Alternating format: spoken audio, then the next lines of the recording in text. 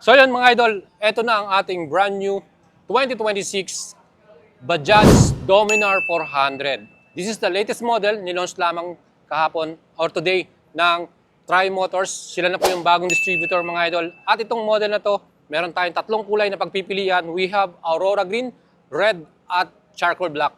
So mga idol, ito po ay expressway legal dahil meron siyang 400cc engine type, single cylinder 4 valves, liquid cool, 6-speed. And equipped to ng sleeper clutch. Maganda yung clutch niya, magaan. Wow. And comes with dual channel ABS, traction control, bagong features yan. And meron rin siyang ride-by-wire. Ibig sabihin mga idols, naka-riding mode sa tayo dito. Road, rain, sport, at off-road. Napakatindi, di ba?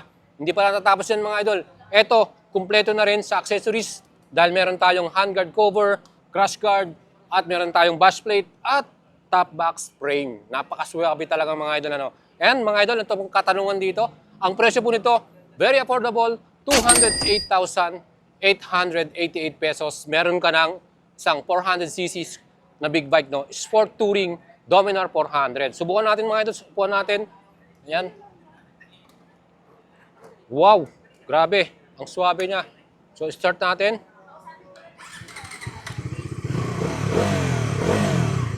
Yan, meron din siyang passing switch or passing light. Meron din tayong hazard light.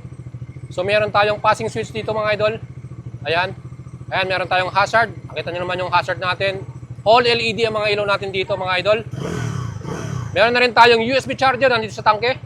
So, pwede na natin may charge ang ating phone. At ang kagandahan dito mga idol, maporma. Maganda ng forma niya, no? Malaking tignan. Ganda rin ng ating pinaka-muffler design. Twin spoke.